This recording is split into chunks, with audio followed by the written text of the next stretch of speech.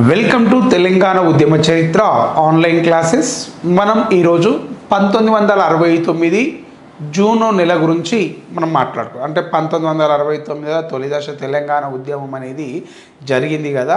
ఆ ఉద్యమం గురించే ఈరోజు మనం నేర్చుకోబోతున్నాం. దేని గురించి అంటున్నా 1969 తొలి దశ తెలంగాణ ఉద్యమం గురించి మనం నేర్చుకోబోతున్నాం అని చెప్తున్నాం. Okay right. ఇప్పుడు దీంట్లో నేను ఒక్కొక్క ముచ్చట్ను మీకు చెప్తాను.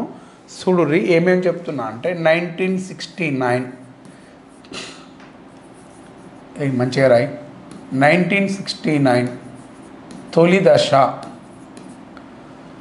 ఉద్యమం, తెలంగాణ ఉద్యమం రాయాలి కదా. తొలి దశ తెలంగాణ ఉద్యమము అని చెప్పి నేను రాస్తున్నాను. ఏమంటున్నాం సార్? 1969 తొలి దశ తెలంగాణ ఉద్యమము అని చెప్పి నేను మాట్లాడుతున్నాను. Okay right. దీంట్లో నేను ఏ నెల గురించి తెలియజేస్తున్నానంటే జూన్ నెల గురించి చెప్తా. ఏ నెల గురించి అంటున్నా? జూన్ నెల గురించి చెప్తున్నా. జూన్ 1 తారీఖు నాడు ఏం ఏర్పాటైంది అన్నప్పుడు తెలంగాణ పిసిసి అనేది ఏర్పాటు అవ్వడం జరిగింది. ఇది గత క్లాస్లో మీకు ఇచ్చినాను. తెలంగాణ పిసిసి అనేది ఏర్పాటు అవ్వడం జరిగింది అంటున్నాం. సార్ ఏం ఏర్పాటు అయింది అంటున్నా? తెలంగాణ పిసిసి అనేది ఏర్పాటు అవ్వడం జరిగింది అంటున్నాం. సార్ ఏం ఏర్పాటైంది అంటున్నా? తెలంగాణ పిసిసి అనేది ఏర్పాటు అవ్వడం జరిగింది అంటున్నాం. ఎప్పుడు ఏర్పాటైంది తెలంగాణ పిసిసి? 1969 ఈ యొక్క జూన్ 1 తారీఖు నాడు తెలంగాణ పిసిసి ఏర్పాటైంది. దీనికి అధ్యక్షుడిగా ఎవరు వచ్చినారు?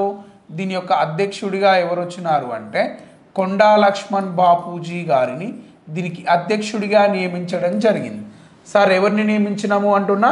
కొండా లక్ష్మణ్ బాపూజీ గారిని దీనికి అధ్యక్షుడిగా నియమించడం జరిగింది అని చెప్తున్నాం. సార్ ఎవరిని? కొండా లక్ష్మణ్ బాపూజీ గారిని దీనికి అధ్యక్షుడిగా నియమించడం జరిగింది అని చెప్పినాం. ఓకే నెక్స్ట్ జూన్ 2వ తేదీన రైట్ ఇక్కడ రాసుకోండి సార్. 1969 జూను 2వ తేదీన అని చెప్పి నేను పిలుస్తున్నా. ఓకే 1969 జూను 2వ తేదీన అని చెప్పి నేను మాట్లాడుతున్నా. మరి 1969 జూన్ 2 తారీఖు నాడు ఏం జరిగింది ఇది కూడా చూసుకోవాలి కదా. రైట్. మనకు మే 31 తారీఖు నాడు ఏం జరిగింది అంటే చెంచల్గూడ జైల్లో తెలంగాణ సత్యాగ్రహీల పైన దాడులు జరిగినాయి. ఎన్నడు అంటున్నా? 1969 మే 31 తారీఖు నాడు చెంచల్గూడ జైలులో తెలంగాణ సత్యాగ్రహీల పైన దాడులు జరిగినాయి. ఆ దాడులను ఖండిస్తూ జూన్ 1 తారీఖు నాడు మన వాళ్ళు ఏం చెప్పినారు అంటే జూన్ 2 తెలంగాణ బంద్ నిర్వహిస్తామని చెప్పినారు. దేన్ని నిర్వహిస్తామన్నారు? జూన్ 2 తారీఖు నాడు తెలంగాణ బంద్ను నిర్వహిస్తాము అని చెప్పినారు. తెలంగాణ బంద్ దీన్ని ఇంకా ఏమంటాం? నిరసన దినమును చేపడతాము అని చెప్పినారు. ఎన్నడు? జూన్ 2 తారీఖు నాడు. ఎవరు చెప్పినారు అంటే తెలంగాణ ప్రజా సమితి ఈ అనౌన్స్మెంట్ ఇచ్చింది. ఎవరండి అనౌన్స్మెంట్ ఇచ్చింది? తెలంగాణ ప్రజా సమితి. ఇప్పుడు మనందరికి ఒక డౌట్ వస్తుంది, తెలంగాణ ప్రజా సమితి యొక్క అధ్యక్షుడు ఎవరు? అగో తెలియాలి కదా. 1969 మే 22వ తేదీన తెలంగాణ ప్రజా సమితి యొక్క అధ్యక్షుడిగా ఎవరు నియమితులైనారు అంటున్నా? 1969 మే 22 తారీఖు నాడు తెలంగాణ ప్రజా సమితి అంటే టిపిఎస్ యొక్క అధ్యక్షుడిగా ఎవరిని నియమించినారు అంటే ఎవరు ఎన్నికయ్యారు అంటే మర్రి చెన్నారెడ్డి గారు ఎన్నిక అవ్వడం జరిగింది అని చెప్తున్నాం. ఎవరు ఎన్నికయ్యారు? మర్రి చెన్నారెడ్డి. మరి ఇప్పుడు ఆయన ఆధ్వర్యంలోనే ఏం చేసినారు? జూన్ 2 తారీఖు నాడు తెలంగాణ బంద్ నిర్వహిస్తామని చెప్పి జూన్ 1 రోజున అనౌన్స్మెంట్ వచ్చింది. మరి తెలంగాణ బంద్ నిర్వహించడానికి మరొక వ్యక్తి కూడా సిద్ధంగా ముందడుకు వచ్చినాడు. ఆయన పేరు ఏం పేరు అంటే మల్లికార్జున్. ఏం పేరు అంటున్నామండి? మల్లికార్జున్. ఇది తీసుకుందాం. రైట్. ఇంకెవరు మద్దతు ఇచ్చినారు అంటున్నా? మల్లికార్జున్ గారు అని చెప్తున్నాం. ఓ సారు మల్లికార్జున్ ఎవరు అని చెప్పి మీరు నన్ను అడగాలి. మీరు అడగకుండా నేనే చెప్తా. తెలంగాణ విద్యార్థి కార్యాచరణ సమితి అధ్యక్షుడు ఎవరు? మల్లికార్జున్ గారు. దేని యొక్క అధ్యక్షుడు అంటున్నా? తెలంగాణ విద్యార్థి కార్యాచరణ సమితి అధ్యక్షుడు అని చెప్పి పిలుస్తున్నాం. ఎవరిని పిలుస్తున్నాం అంటున్నా? ఈ యొక్క మల్లికార్జున్ గారిని. సో ఆయన ఈ యొక్క తెలంగాణ బంద్ను నిర్వహిస్తామని చెప్పి ఆయన చెప్పిండు. ఆయనతో పాటు అనేక మంది నాయకులు కూడా తెలంగాణ బంద్కు మద్దతు ప్రకటించినారు. మరి దీనికి మద్దతు ప్రకటించినటువంటి మరొక వ్యక్తి ఎవరు అంటే శ్రీధర్ రెడ్డి అని చెప్తున్నాం. ఏం పేరు సార్? శ్రీధర్ రెడ్డి అని చెప్తున్నాం. సారు శ్రీధర్ రెడ్డి ఎవరు అని మీరు నన్ను అడగాలి. అంటే శ్రీధర్ రెడ్డి ఎవరు అంటే ఈయన పోటీ తెలంగాణ ప్రజా సమితి స్థాపకుడు. ఈయన ఎవరు అంటున్నామండి? పోటీ తెలంగాణ ప్రజా సమితి యొక్క స్థాపకుడు. పోటీ టీపీఎస్ అని రాసిన పోటీ తెలంగాణ ప్రజా సమితి యొక్క స్థాపకుడు ఎవరు అంటున్నామండి? శ్రీధర్ రెడ్డి అని చెప్తున్నాం. మరి పోటీ తెలంగాణ ప్రజా సమితి ఎప్పుడు ఏర్పాటైంది? మీకు డౌట్ రావాలి కదా. పోటీ తెలంగాణ ప్రజా సమితి అనేది ఎప్పుడు ఏర్పాటైంది అంటే ఇది మనకు 1969 మే 22 రోజున పోటీ తెలంగాణ ప్రజా సమితి అనేది ఏర్పాటైంది. నాకు గిదెందుకు ఏర్పాటైంది అని మీ మైండ్లో మరొక క్వశ్చన్ వస్తుంది. అప్పుడు నేనేం చెప్తాను అంటే 1969 మే 22 తారీఖు నాడు టీపీఎస్ యొక్క అధ్యక్షుడిగా ఎవరు ఎన్నికయ్యారు? మర్రి చెన్నారెడ్డి ఎన్నికయ్యాడు. అతడు రాజకీయంగా అవినీతి ఆరోపణలు ఎదుర్కొని హైకోర్టు ద్వారా 6 సంవత్సరాల రాజకీయ పదవుల నిషేధం పొందినటువంటి వ్యక్తి. మరి అలాంటి అవినీతి పరిణిని తీసుకొచ్చి మళ్ళీ తెలంగాణ ఉద్యమంలో టీపీఎస్ యొక్క అధ్యక్షుడిగా చేస్తే ఆయన తెలంగాణ ఉద్యమాన్ని తాకట్టు పెడతాడని భావించి ఆయన యొక్క అధ్యక్ష పదవిని వ్యతిరేకిస్తూ శ్రీధర్ రెడ్డి అనే వ్యక్తి కొత్త ఆర్గనైజేషన్ పెట్టాడు. ఏం లేదు, మర్రి చెన్నారెడ్డి అధ్యక్షుడు అయితే ఈయన ఒప్పుకోలే, వాడున్న పార్టీలో నేనేంద్ర ఉండేది అని చెప్పి ఈయన బయటకు వచ్చి 1969 మే 22 తారీఖు నాడు ఒక కొత్త పార్టీని పెట్టిండు. దాని పేరు ఏం పేరు? పోటీ తెలంగాణ ప్రజా సమితిని ఆయన తీసుకొచ్చిండు అని చెప్తున్నాం. సార్ ఎవరు తీసుకొచ్చిరు అంటున్నా? ఈ యొక్క శ్రీధర్ రెడ్డి గారు దాన్ని తీసుకురావడం జరిగినది అని చెప్తున్నాం. ఎవరు తీసుకొచ్చిరు అంటామండి? శ్రీధర్ రెడ్డి. దేన్ని తీసుకొచ్చిండు అంటున్నా? ఈ యొక్క పోటీ తెలంగాణ ప్రజా సమితిని శ్రీధర్ రెడ్డి గారు తీసుకురావడం జరిగింది. ఓకే, ఆయన కూడా తెలంగాణ బంద్కు మద్దతు ప్రకటించినాడు. ఎన్నడు? జూన్ 1 తారీఖు నాడు. సో కొన్ని ప్రజా సంఘాలు, ఉద్యోగ సంఘాలు తెలంగాణ బంద్కు మద్దతునిచ్చినాయి. ఇప్పుడు జూన్ 2 తారీఖు నాడు తెలంగాణ బంద్ ఎట్లా జరుగుతుందని చూద్దాం. మనం ఇదాకా అర్థమైంది కదా, రైట్. ఇప్పుడు జూన్ 2 తారీఖు నాడు మనం తెలంగాణ బంద్కు పోతున్నాం. రండి మీరు కూడా అందరు రండి. 1969 జూను 2 తారీఖు 1969 జూన్ 2 తారీఖు నాడు ఇలా ఏం నడుస్తుంది అంటే తెలంగాణ బంద్ నడుస్తుంది. సరే, ఏం నడుస్తుంది? తెలంగాణ బంద్ నడుస్తుంది. ఎక్కడ నడుస్తుంది తెలంగాణ బంద్? మొత్తం హైదరాబాద్లో మొత్తం నడుస్తుంది తెలంగాణ బంద్. అవునా? ఇప్పుడు తెలంగాణ బంద్లో భాగంగా హైదరాబాద్ నగరంలో ఉన్నటువంటి వాణిజ్య సంస్థలు, సినిమా టాకీసులు, వ్యాపార సంస్థలు, ఆ దుకాణం ఈ దుకాణం, హోటల్ అన్ని బంద్ పెట్టిరు. స్కూల్ అన్నీ బంద్ పెట్టిరు ఇవాళ. అయితే మన పోరగాన్లు ఉంటారు కదా, ఈ విద్యార్థి సంఘాల పోరగాన్లు, వీళ్ళందరికీ ఇట్లా మంచిగా గుంపు కొత్తురా. వీళ్ళంతా మన పోరగాన్లు ఇక చెయ్యి పట్టుకొని చెట్టపట్టలు వేసుకొని ఇక రోడ్ల మీద ఇట్లా పరిగెట్టుకుంటూ వస్తుర్రు. ఇక ర్యాలీ తీస్తుర్రు. ఇట్లా ర్యాలీ తీసుకున్నారు, ఇట్లా వస్తుర్రు. ఏడికి వస్తుర్రు అనేది చెప్పాలి కదా నేను. రైట్, ఏడికి వస్తుర్రు అంటే నేను మిమ్మల్ని అబిడ్స్ తీసుకపోతే సప్పుడేక రారి. ఇది ఏంటిది? హబిడ్స్. అబిడ్స్లో నేను మిమ్మల్ని ఎక్కడికి తీసుకొచ్చినానంటే దుర్గా విలాస్ హోటల్కు తీసుకొచ్చిన. ఏ హోటల్ ఇది? దుర్గా విలాస్ హోటల్ అని చెప్తున్నాం. సార్ ఏ హోటల్ అంటున్నాం? ఇది దుర్గా విలాస్ హోటల్ అని చెప్తున్నాం. ఓకేనా, రైట్. ఇప్పుడు మనమంతా యాడికి వచ్చినాము అంటే దుర్గా విలాస్ హోటల్కు రావడం జరిగింది. సార్ ఏడికి వచ్చినాం సార్? మనం ఇప్పుడు దుర్గా విలాస్ హోటల్కి వచ్చినాం. ఇదేంటి సార్? దుర్గా విలాస్ హోటల్ అని చెప్పి పిలుస్తున్నారు. ఓకేనా, ఇప్పుడు దుర్గా విలాస్ హోటల్కి ఎవరు వచ్చినాం? మనమే వచ్చినాం. అయితే ఇప్పుడు మీకు చిన్న ముచ్చట చెప్పాలి. దుర్గా విలాస్ హోటల్ ఎవరిది? తెలంగాణ ఉందా, ఆంధ్ర ఉందా? తెలంగాణోడికి ఇట్లా విలాసులు కాలనీలు అని ఇట్లా పెట్టుకోడాడు. విలాస్ వచ్చిందంటేనే అది ఆంధ్రుని కథ. ఇక ఈ దుర్గా విలాస్ హోటల్ ఉంది. ఈ హోటల్ ముందడికి మన పొరగాన్లు వచ్చిర్రు. ఎట్లుంటుంది మనలో కథ? వెనకప్పుంటే 30 మంది ఉంటే ఎవడినాడు చెప్తే. ఇక మనోడు కాళ్ళ దగ్గర వేసుకుంటూ ముందడికి వచ్చిర్రు. ఈ హోటల్ ఏమో ఆంధ్ర ఉంది, మనం ఉంది కాదు. యాడున్నది అంటే ఇది అబిడ్స్. యాడున్నది? ఇది అబిడ్స్లో. ఒకటే పెన్ వాడతావా? ఇంకో పెన్ తీసుకో, మంచిది తీసుకొచ్చారా? అబిడ్స్, రైట్. ఇది ఏడా? అబిడ్స్ దగ్గర దుర్గా విలాస్ హోటల్, ఇది ఆంధ్ర ఉంది. అయితే ఈ హోటల్ దగ్గరికి మన పొరగాళ్ళు వచ్చి ఎంబ్రరై హోటల్ బంద్ చేయి, తెలంగాణ బంద్ నడుస్తే మీరు హోటల్ బంద్ చేయరారా, బంద్ చేయి అని అంత మనలు సరే ధమ్కీ ఇచ్చిర్రు.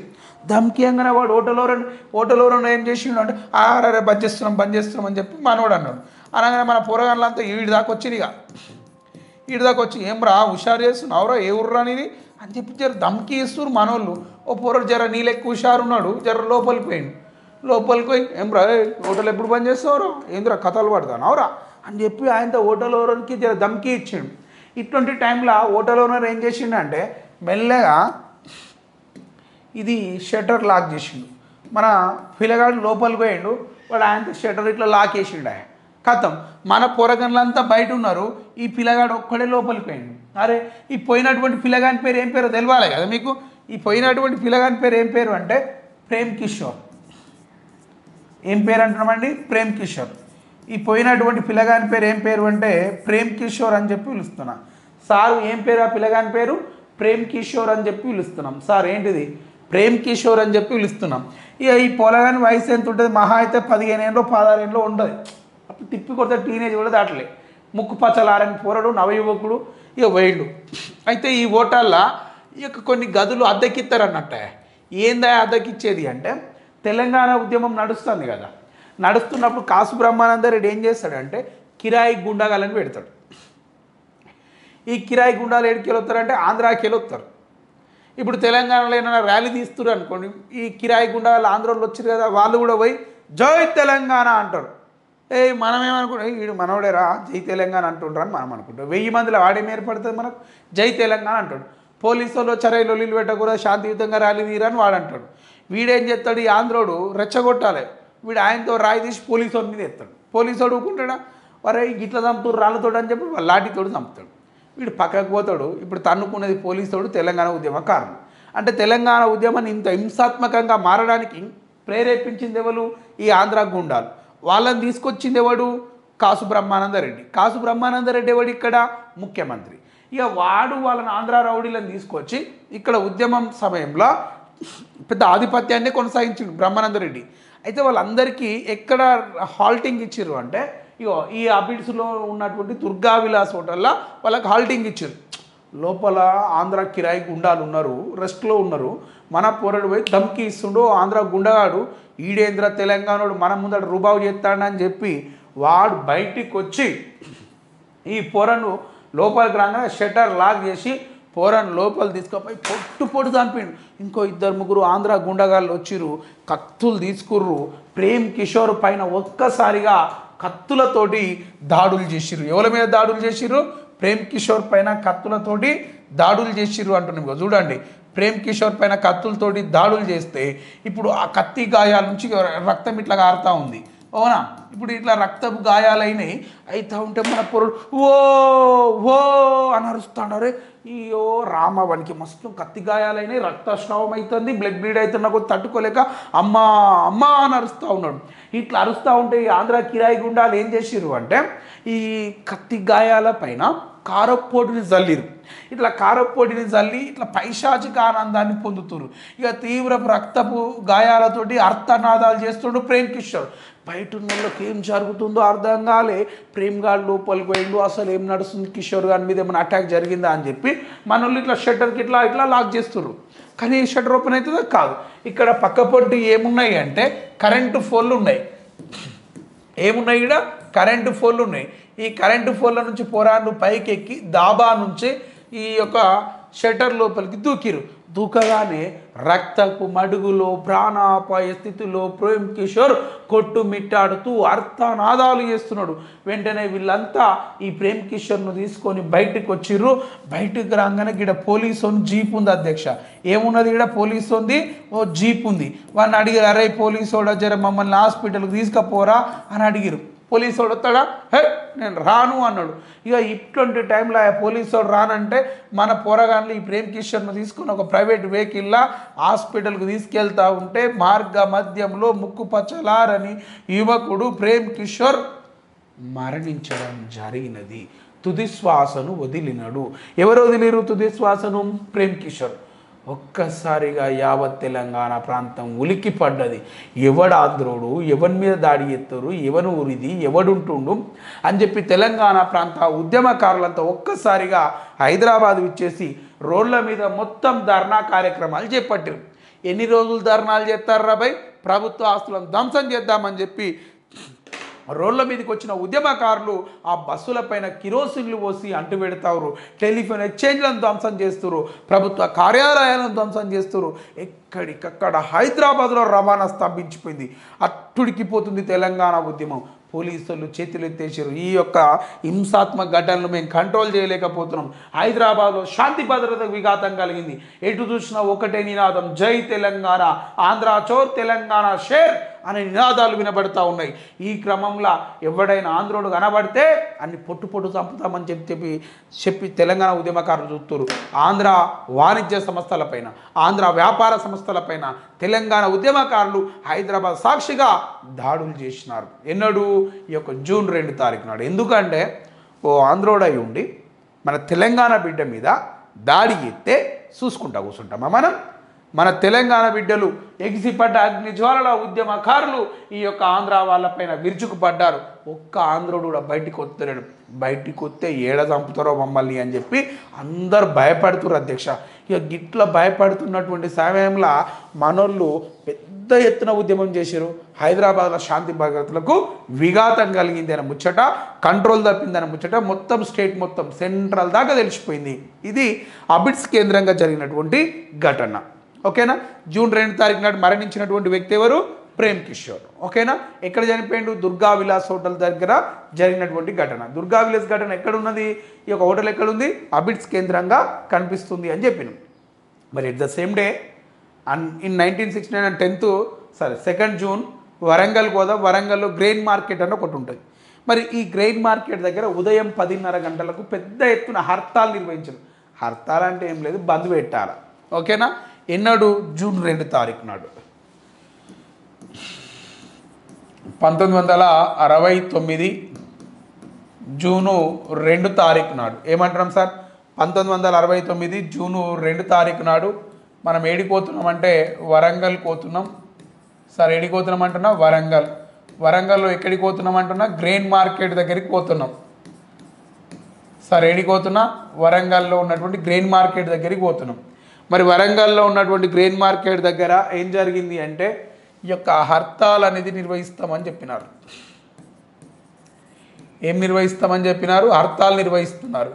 ఎన్ని గంటలకు హర్తాల్ నిర్వహిస్తున్నారు అని చెప్పిన ఈ యొక్క ఉదయం 10:30 గంటలకు వీళ్ళు హర్తాల్ అనేది నిర్వహించడం జరుగుతుంది. వరంగల్లో బంద్ పెట్టిర్రు అబ్బా, గంతే ఇక. ఓకేనా? ఈ సందర్భంగా ఉద్యమకారులు పెద్ద ఎత్తున ర్యాలీ చేపట్టిర్రు. ఈ ర్యాలీ వరంగల్లో ఉన్నటువంటి పోస్ట్ ఆఫీస్ దగ్గరికి పోగానే పోలీసులు ఉద్యమకారుల పైన లాఠీ చార్జ్ చేశారు. మనోళ్ళు ఏం తక్కువ తినారా? వీళ్ళు రాళ్ళందుకొని చంపిండు, వాళ్ళు లాఠీలతో చంపిండు. ఇక లాఠీ దెబ్బనని ఇట్లా చంపేటన్నా పోతుంది, కానీ రాయి దెబ్బ సూటి దూరు చంపుతాడా? గట్టిగా తాకింది పోలీసులకి. పోలీసుడు ఏం చేసి తుపాకులు తీసి డిష్యూమ్ అని చెప్పి కాల్చండి. అంటే వరంగల్లో కూడా హింసాత్మకంగా మారిన తెలంగాణ ఉద్యమ ర్యాలీ. ఓకేనా? తెలంగాణ ప్రాంత బంద్ అనేది తెలంగాణ ప్రాంతంలో ఒక ఉధృతమైన హింసాత్మక ఘటనలకు దారి తీసింది అని చెప్పి మనం మాట్లాడుకోవచ్చు. మరి వరంగల్ కేంద్రంగా జరిగినటువంటి ఈ పోలీస్ కాల్పులల్లో 40 మంది గాయపడ్డారు అని చెప్తున్నాం. ఎంతమంది గాయపడ్డారు? ఇక పోలీసులు కాల్పులు జరిపిరు. ఎవరు కాల్పులు జరిపిరబ్బా? పోలీసులు ఇక్కడ కాల్పులు జరిపినారు అని చెప్తున్నాం. మరి పోలీస్ కాల్పులల్లా ఎంతమంది గాయపడ్డారు అంటున్నా? 40 మంది గాయపడ్డారు. మరి 40 మంది గాయపడితే ఎంతమంది? ఓ 2 పోరగాళ్ళు చచ్చిపోయారా? ఎవరంటున్నా? ఒక ఆయన పేరు చంద్రమౌళి. ఈ యొక్క వరంగల్ పోలీస్ కాల్పులలో మరణించిన వ్యక్తి పేరు ఏం పేరు? చంద్రమౌళి అని చెప్తున్నాం. మరొక ఆయన పేరు ఏం పేరు అంటే ఈ యొక్క షేక్ ఫకీర్ అని చెప్పి పిలుస్తున్నాం. ఏం పేరు అంటామండి? షేక్ ఫకీర్. షేక్ ఫకీర్ అని చెప్తున్నాం. మరొక ఆయన పేరు ఏం పేరు అంటే గూడూరు వెంకటస్వామి అని చెప్పి పిలుస్తున్నాం. ఏం పేరండి? గూడూరి వెంకటస్వామి.